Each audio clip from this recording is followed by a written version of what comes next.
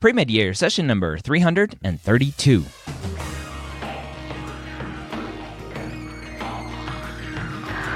Hello and welcome to the three-time Academy Award-nominated podcast, The Pre-Med Years, where we believe that collaboration, not competition, is key to your success. I'm your host, Dr. Ryan Gray, and in this podcast, we share with you stories, encouragement, and information that you need to know to help guide you on your path to becoming a physician. Welcome to the Pre-Med Years. Thank you for taking the time to join me today as I hope to educate you on part of the process of applying to medical school. Now, the Pre-Med Years, we have interesting guests. We talk to MCAT experts. We talk to deans and directors of admissions at different medical schools. And sometimes you get just me. And that's what you get today. We're going to talk but we're going to talk about some of the biggest mistakes that students make when preparing for and during the MMI. Now, if you don't know what the MMI is, it's the multiple mini interview. It's a new interview format that is sweeping the nation. Not necessarily what most would consider sweeping the nation, like this new music or fad or whatever, but the MMI is sweeping the medical school nation, originally from our friends up north in Canada from McMaster, the same people who brought you Casper, the Casper test that a lot of schools are using as a secondary screen. The MMI came before Casper. And the MMI is supposed to help medical schools and admissions committee members really dive into more about who you are and have less subjectivity when it comes to interviewing. So if you want more information about the MMI, go to episode number 152. Now, in episode 152, I had a great conversation with Dr. Rivera from NYU, and we talked about everything that you need to know about the MMI. So that's the Everything You Need to Know interview. Again, go to session 152 for that conversation. We'll have a link to that in the show notes to easily find that episode. Today, we're going to talk about really the mistakes that students are making. So I do mock interviews with students, and one of those formats that I do is an MMI. And I love the MMI because students fall into very common traps that are really easy to fix and help students with the MMI. And I got one email from a student, and she said, Dr. Gray, after doing a mock interview with you, after hearing your advice about how to approach the MMI, I really found that I enjoyed it on interview day. It was fun for her. And that's where I hope you go after listening to this episode. I hope you walk away with the understanding that the MMI is not a scary interview. The MMI should be a fun interview. Okay? So let's talk just some basics about the MMI. First of all, again, the multiple mini interview, there is no one set standard MMI format, unfortunately, right? That would be the easy answer. But as it goes with medical school admissions, every school is different, or every school can be different. Some schools will do a very strict MMI where you have 8 stations, or whatever the number is of stations. Every school is a little bit different, where you read the scenario outside the room, you go into the room, you do whatever the scenario says, and you come out of the room, and then you rotate to the next room, et cetera, et cetera, et cetera, and that's the end. Okay, that's a very traditional MMI where it's just all stations and you're done. Some schools are doing a mix of MMI and traditional. They are holding on to the thought that they are amazing interviewers and they have the best questions to ask students and how to evaluate those answers from students. And so they still want to have a traditional one-on-one interview mixed in with an MMI. So some schools are doing like a 20-minute traditional interview on top of an MMI. And there are many variations of that MMI day. So what one school looks like, what one student tells you the MMI is like, may not be applicable to what you will see on your MMI. Okay, the best thing to do is ask the school. Say, hey, I'm trying to prepare for my interview. I'm wondering what the structure of the MMI day looks like, at your school. Okay? So that's number one. MMI, every school can be different. So don't assume what you hear about one school is going to transfer over to another school. So again, traditional MMI, talk about some basics, the stations. So the stations are a room with somebody in the room and a scenario or something outside the room.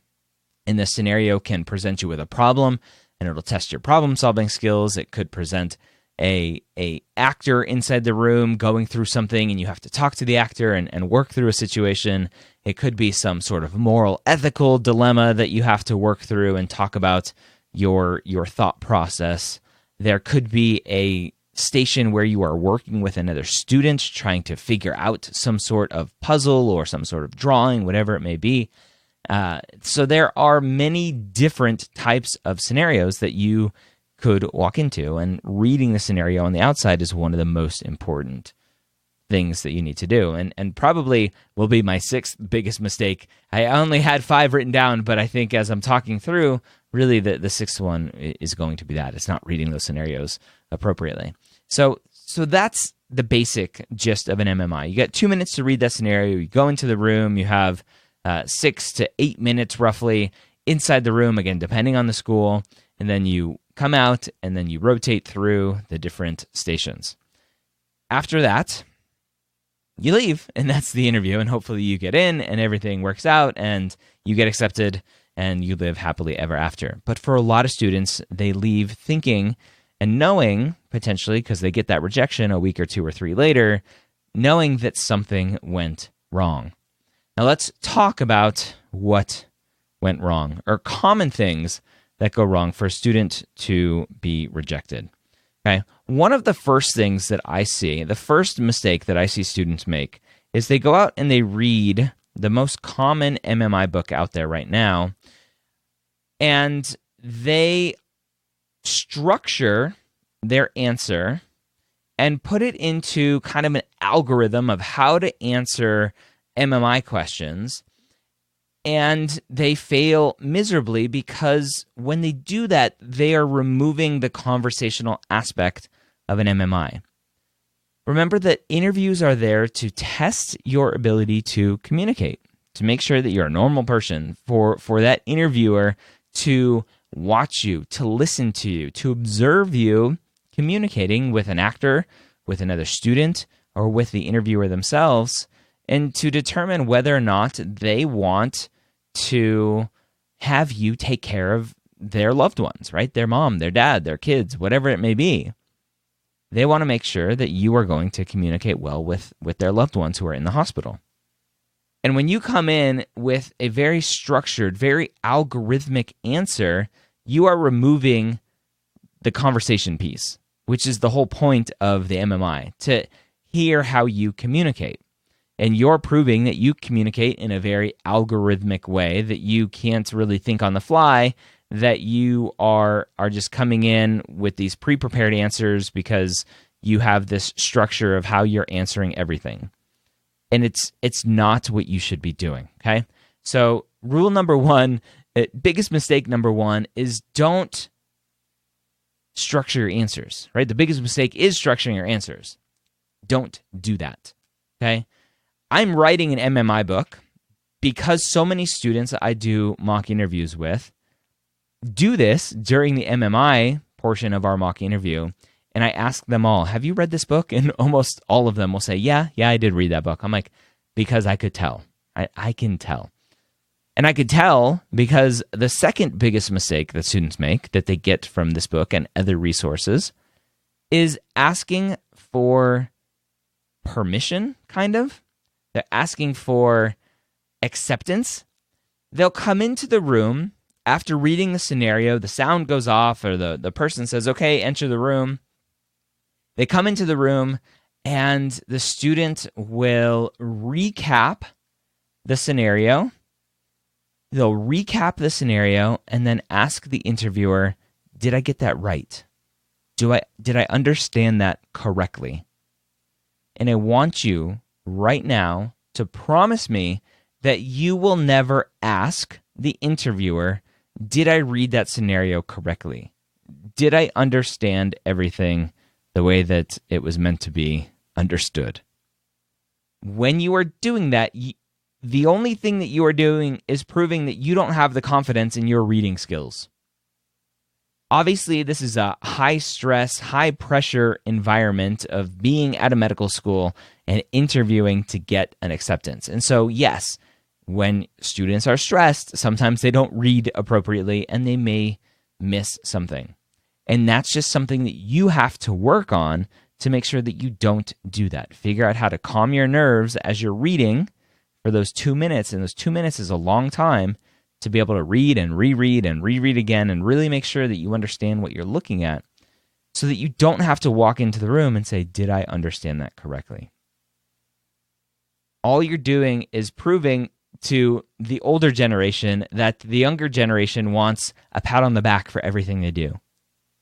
Right? The joke I always make is you walk into the room and like your tail's wagging, like, can you give me a gold star? Can you pat me on the head? I read it and I want to make sure you know that I successfully read it and make sure that you give me kudos for doing that. Right? I want my recognition. Don't do that. Okay? That comes from the book and that comes from other resources online that tell you that's what you should do. Don't do that. All you're doing is wasting time and proving that you lack confidence. Okay? That's the biggest mistake, number 2.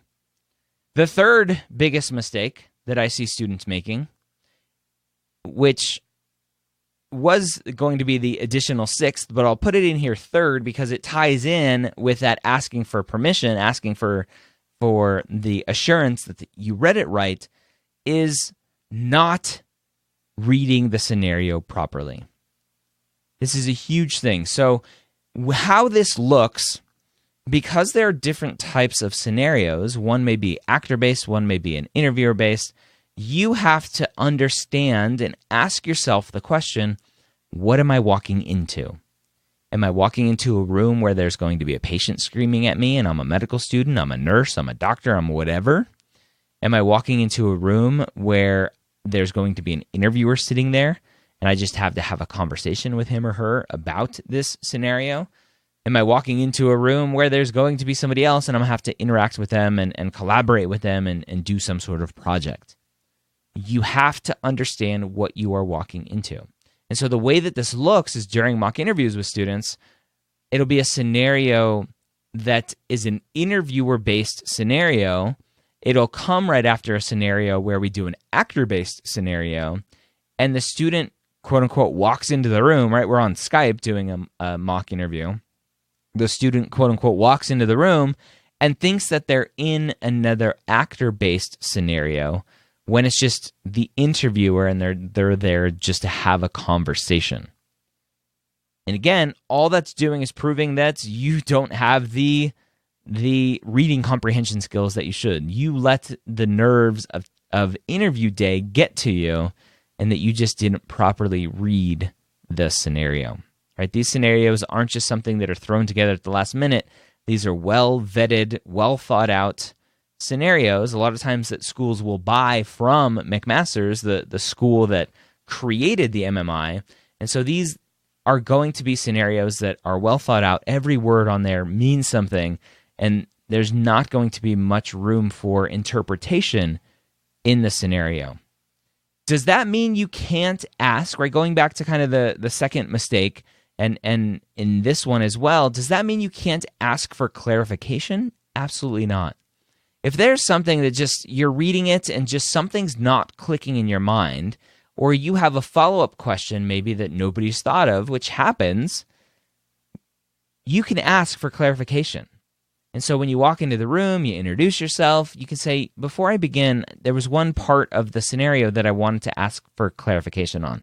It said here, blah, blah, blah, and I just wanted to make sure that this is what it meant, right? You're not asking for reassurance that how you read it is correctly. You're asking for clarification on something. You're asking a specific question about a specific part of that scenario. That is okay. Okay? So the third mistake, not understanding, not fully reading, taking the time to read through the scenario and understanding what is going to be occurring as they walk through that door. right? Is it an interviewer? Is it an actor? Is it going to be somebody who's upset, sad, happy, angry, whatever, right? Really try to understand what it is that you are walking into. The fourth biggest mistake that I see students making is really stumbling through the laws around healthcare and what you can and can't do as a medical student or as a physician, and the medicine around healthcare, right? The scenario may be some sort of medically based scenario, and students will stumble because they're like, well, I don't know that, right? I don't know that part of medicine. I don't know what the treatment is supposed to be like. I don't know if surgery is an option. And remember that the schools obviously know and don't expect you to know that you know this stuff, right? You are a pre-med student. You're not expected to know the laws around ethics and how to treat different diseases and what medications work and side effects and all this other stuff.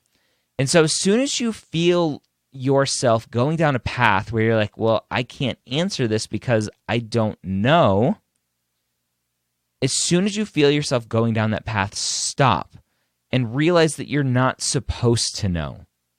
Realize that it's okay to not know, that they are not expecting you to know, and that you are not getting marked off because you don't know. The goal, again, is to hear your conversation, to hear your thought processes, to hear how you communicate. And part of that communication is communicating that you don't know. But how are you going to find out the answer? So I don't know that. Here's what I'm thinking. I would ask this person and that person to see what my options are. Remember that you're never alone in these scenarios. You can ask for help. You're not alone in medicine. You can ask for help. Treat these as real as possible, and the easier they will be for you. If you treat them like, well, I'm in a hospital, I can ask another physician, I can ask the hospital ethics committee, I could ask the hospital legal team, right? You're never alone in real life or in these scenarios. And so think outside the box. Who can you ask for help?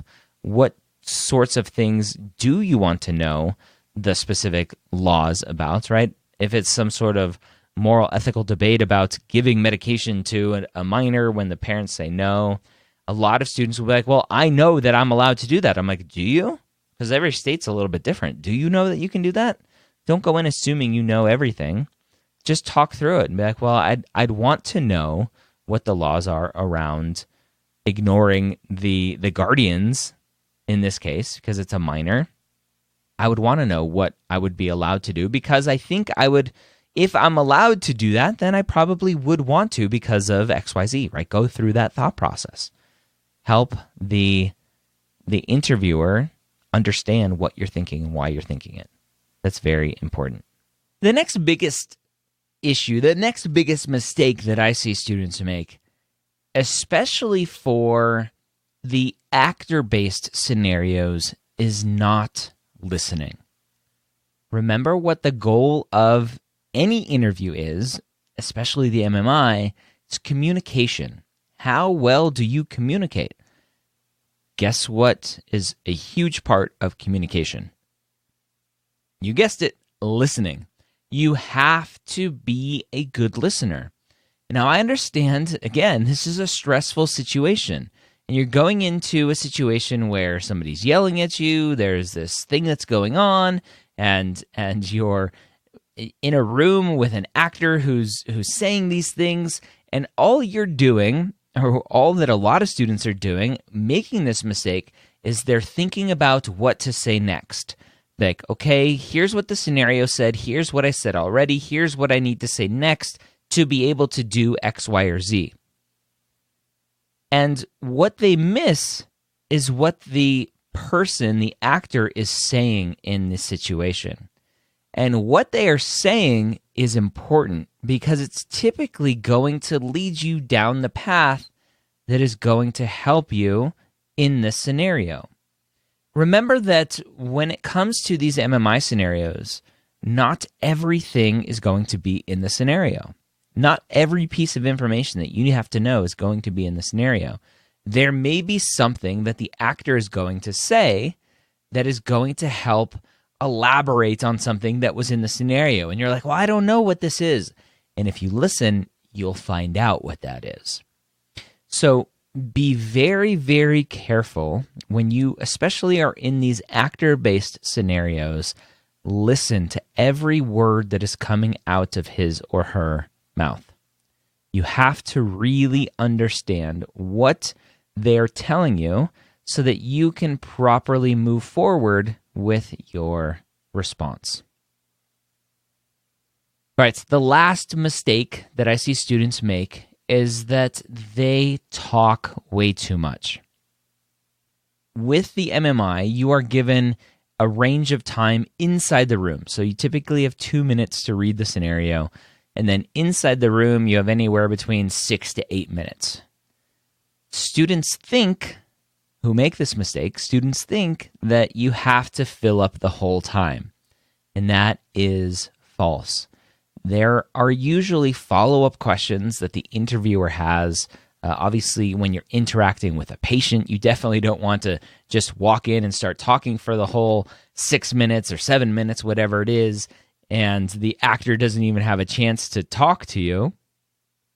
You have to give your answer in as long or a short amount of time that actually answers the question, and then shut up. Let the interviewer, let the actor talk. Okay? You have to give your answer. Don't fill up the entire time. Give your answer, and then listen for the follow-up questions that are going to come, that are going to lead you down another path, potentially, that the interviewer has prepared. And remember, these are very structured in terms of the types of questions that they're going to ask and the types of information that they're looking for from you. But ultimately, again, it's a communication test. And so they're seeing how well you communicate. They're trying to understand your thought processes, and they're trying to see if you're hitting the highlights of the scenario appropriately. And that is the goal of the MMI. Really just trying to understand your thought processes, how well you communicate, and hopefully by understanding some of these traps, some of these mistakes that students make, you will, as you prepare for your MMI with your pre-med advisor, with a family member, with your classmates, or with an advisor like myself, then hopefully you will not be making these mistakes, and hopefully you will be more prepared, and you'll email me in the future and say, hey, Dr. Gray, I really did enjoy my MMI. Thanks for your help. All right, so I hope that was helpful for you. I am in the process of writing my own MMI book. I've hired some writers to create MMI scenarios. I think I have over 200 of them at this point, and so I'm working on it. I would love to hear your thoughts. What do you want in an MMI book? What information would you want there? Email me, ryan@medicalschoolhq.net with the subject MMI book, and let me know. Hope you have a great week. We'll see you next time here on the Pre-Med Years.